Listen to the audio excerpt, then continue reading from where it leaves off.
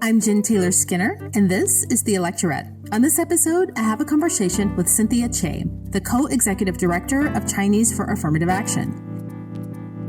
Cynthia joins me to discuss the rising wave of discrimination and hostility directed towards Asian Americans. We discuss how elected officials often use Asian Americans as scapegoats for political gain. We also discuss the harms to the Asian American community caused by conservatives' use of xenophobic language, and how Trump's own words and his policies have contributed to those harms.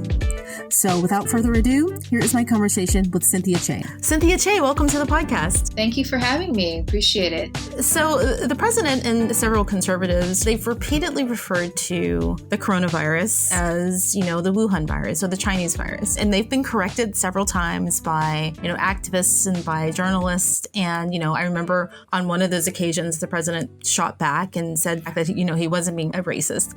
But his referring to the virus in that way, has that resulted in increased reports of hate crimes against Asian Americans? Has he contributed to that, do you think, in any way? Well, what we do know is that because of our reporting center through Stop API Hate, we have firsthand accounts of really horrific experiences that Asian Americans have encountered. And their descriptions of what people have said to them and how they were made to feel. And, we have significant numbers of descriptions that refer to this notion that, the virus is from China, the reference around the Chinese virus and Wuhan virus, and parroting and invoking Trump when they are being verbally and physically attacked. And so we do know that words matter, and the ways in which Trump and other elected officials are using their platform to exploit a really challenging time for so many of us to, scapegoat Asians, scapegoat Chinese. And there's a conflation when you scapegoat or blame the Chinese government or China with attacking Chinese and Asian Americans here. I've actually seen reports where children have even been attacked, I guess, by other children, before all the schools were closed. And that's just really kind of heartbreaking to hear that. Do we have any data yet, or is it too early to have data to quantify the increase in hate crimes in relation to this? Well, one thing I do want to make very clear is we describe these incidents as hate incidents. Many of them don't rise to the level of hate crimes, but I don't want to minimize the hundreds of accounts that we've received. To date, we have about over 1,900 incidents coming from all over the country. And the descriptions of what's happening to individuals is really dehumanizing and traumatizing, in the sense that people feel like they have a target on their back, that this is all happening while most of us have been sheltering in place, and that there is clear vitriol and animus towards Asian Americans and being blamed for either bringing the coronavirus here or having the coronavirus at a time where we need to have empathy and, we need to really fight this deadly infectious disease. This has been a really harrowing time for Asian Americans who feel like they're being targeted just because of the way they look. And we are getting accounts of vulnerable members of our community. So children, elderly, women are twice as likely to report incidents that they've experienced. And for children, I think this is particularly disconcerting because, of course, schools closed, relatively early on. But even before that time, we were getting reports from parents who said that their children were targeted, several reports of being physically assaulted, taunted, and just the effects of it, the psychological impact, the internalized racism, the depression, this desire not to be Asian, and feeling very, very hurt during a very confusing time for children in general. I was just curious if there were any reports or you noticed any increases before the coronavirus. I mean, given the culture and the climate of this administration, Yes. So our organization had been monitoring the U.S.-China relations, for several years now. And as it's been reported, U.S.-China relations has deteriorated markedly. And that has had devastating impacts on Chinese here in the United States. And that's resulted in things like the Department of Justice and other governmental agencies targeting Chinese scientists and the private sector and accusing all Chinese who are here as being potential national security threats. And we see this through hundreds of cases that we know about where Chinese scientists are being investigated, are being wrongfully prosecuted, and whose lives have been upended. And so this is something that we had been monitoring very closely with and working with individuals and their families who've been directly impacted by this. But we also saw this, on the campaign trail. He mentioned China quite a bit and not in a positive light. Right.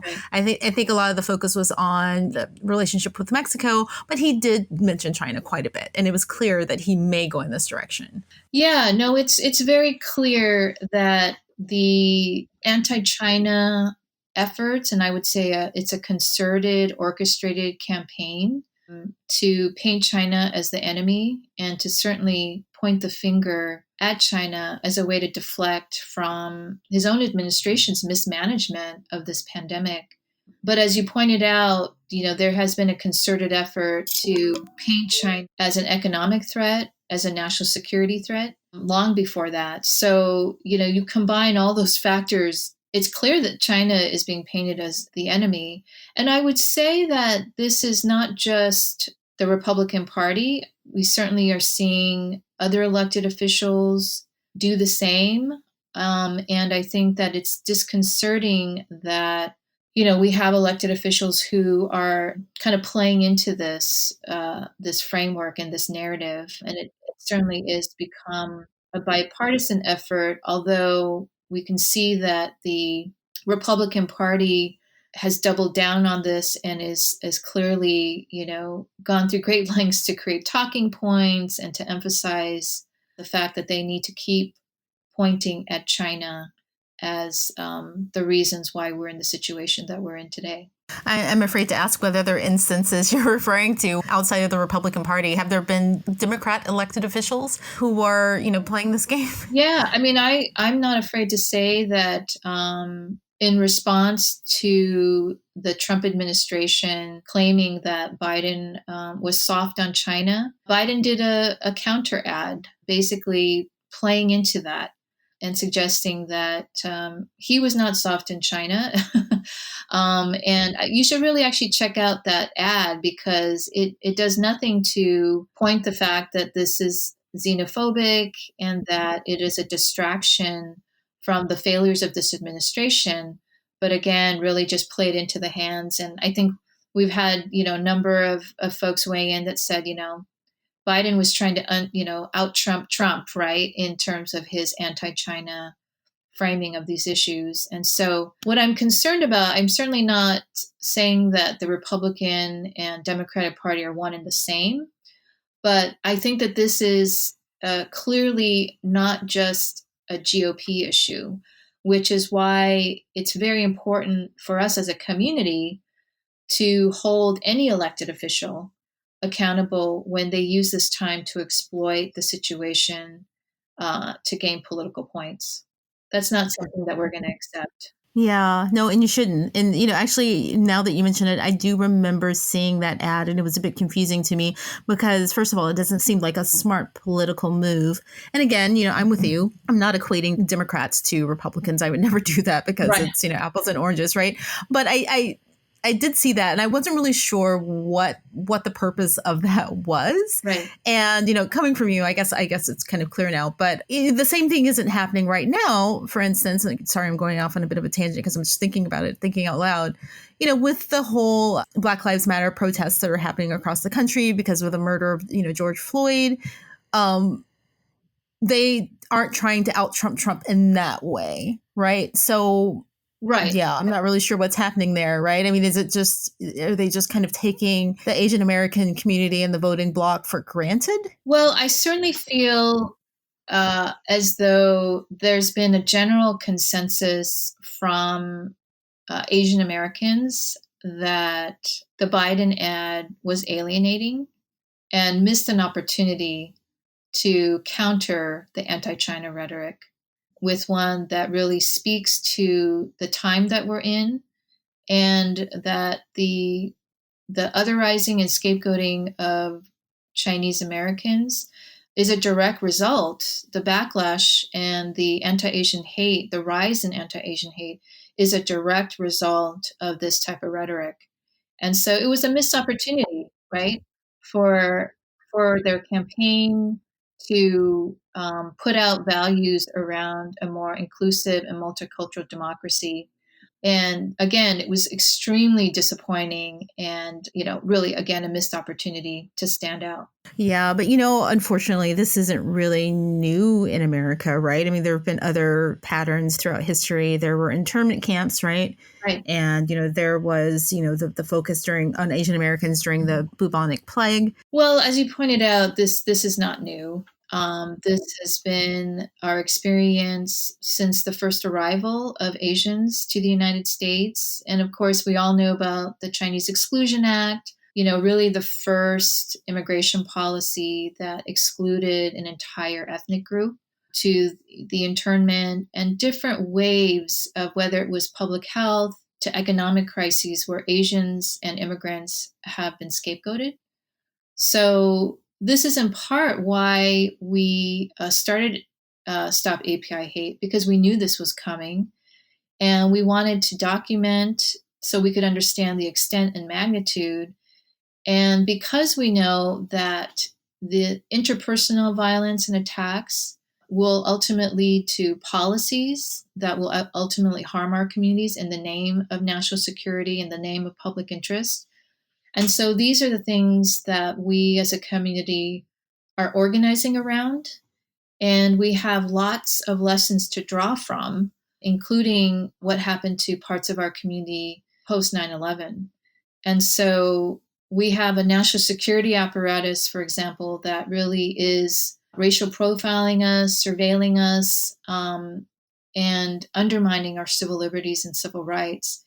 And we just need to be prepared for that, as well as what's different now. We have the almost the mainstreaming and the normalization of white nationalist perspectives. It really ceases to amaze me the kind of rhetoric that is being put out there by elected officials as well as white nationalist leaders that are now being viewed as respectable, that they're speaking the truth of what's really harming our country. So I think that this type of extremism is something that we really need to organize and challenge, organize ourselves and challenge, because we know that it'll have a lasting impact in terms of our daily lives and in terms of undermining what we know is our fragile democracy.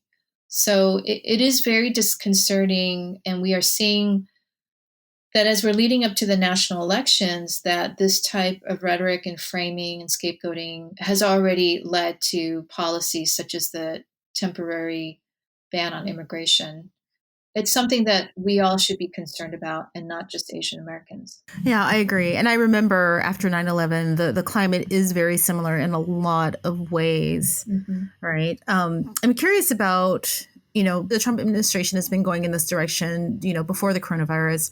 And I know recently there was some policy where they were suspending visas of, Chinese graduate students. What are some other recent policies that are kind of going in the same direction in relation to China and other Asian countries? Well, the main one that obviously happened right away was the immigration ban, the temporary immigration ban, right? And it was supposed to be in response to COVID-19. And that's had a devastating impact on our community, Asian Americans, because obviously our immigration system and family-based immigration system is the cornerstone of how we keep our families together and how we reunited families. So that was a stunning blow to our community.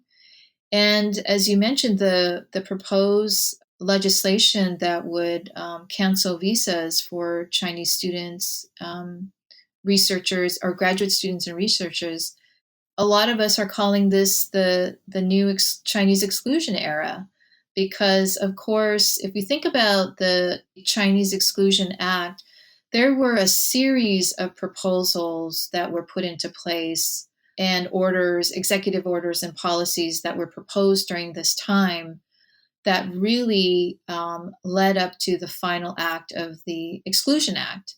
And all of this articulation of threats that Chinese are posing were the reasons and the rationale for implementing sweeping policies that are having a devastating impact on our communities. So we're expecting a suite of policies that will have that effect of the Chinese exclusion era and ultimately the Chinese Exclusion Act.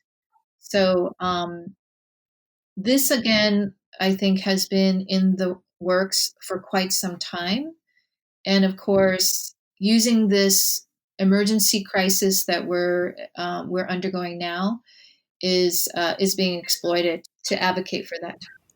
How do we begin to address or, curb even this current wave of anti-Asian hostility? And also, do you think that the current activism around Black Lives Matter is a good opportunity, to build a broader coalition with people of color against this kind of hatred? Well, I think in response to the rise in anti-Asian hate and xenophobia, I did want to really emphasize the fact that we have to have a multi-pronged approach in addressing it. So obviously, we need to condemn the racist rhetoric. We need to hold our government accountable in terms of enforcing civil rights statutes and our rights. But I think most importantly, what I wanted to emphasize is that as a community, we do have to come together and think about community safety and justice, especially in the context of what's happening now with regard to the criminal justice system and the Black Lives Movement. We really have to look at ways in which we can address this issue with understanding that we have to address these root causes around underlying racism and discrimination. This is the same system that continues to divide us as a country. And an important element of that is to address anti-Black racism within our community and across communities. And so we do see this as a pivotal moment for our community in terms of how we organize ourselves, but also in solidarity, with other communities who have been disproportionately impacted by this pandemic, as well as around racism in this country. Right, I agree with you. And this may be a bigger question than either you or I can address, but I'm just curious as to, given that we keep seeing the same patterns in the way that America deals with the Asian American community and with the Black community, like we talked about 9/11 and we talked about the internment camps, is there something deeper that you think culturally that we need to address to avoid this pattern? I guess racism. Well, yeah. I mean, so I'm somebody that lived through the Los Angeles civil unrest, 28 years ago, and the rebuilding efforts. And what I know now that I didn't realize before is that we have to think about not rebuilding the same systems, but really think about how the current systems are maintaining the status quo and will continue to undermine our democracy. This is a big question before us as a society. It's going to require imagination, innovation. We can't expect to tinker around systemic change and expect different outcomes. Right. I completely agree with you. Yeah. And I've heard that from a number of different people that, if things go in the right direction in November, this could really be a watershed moment for a lot of different areas in the country. So we will see. Yeah, it is a consequential election for sure. And I would say that no matter who's in office, we need to continue to build power within our community so that we can hold whoever is in office accountable. Exactly. Mm-hmm. Cynthia Choi, thank you so much for joining me, and thank you for all of your work on this. Thank you. I really, really appreciate the opportunity to be in dialogue with you. Thank you for listening. The Electorette is independently created and produced by me, Jen Taylor Skinner. And of course, I'm the host. But I also do all of the editing, the audio, and the graphics. You name it, it's on my plate. So if you enjoyed this episode of the Electorette, please help the Electorette grow by subscribing. Just hit the subscribe button on whatever app you use to listen to podcasts. Also, leave a review for the Electorette on iTunes. Lastly, one final way to help the Electorette is by following the Electorette on social media.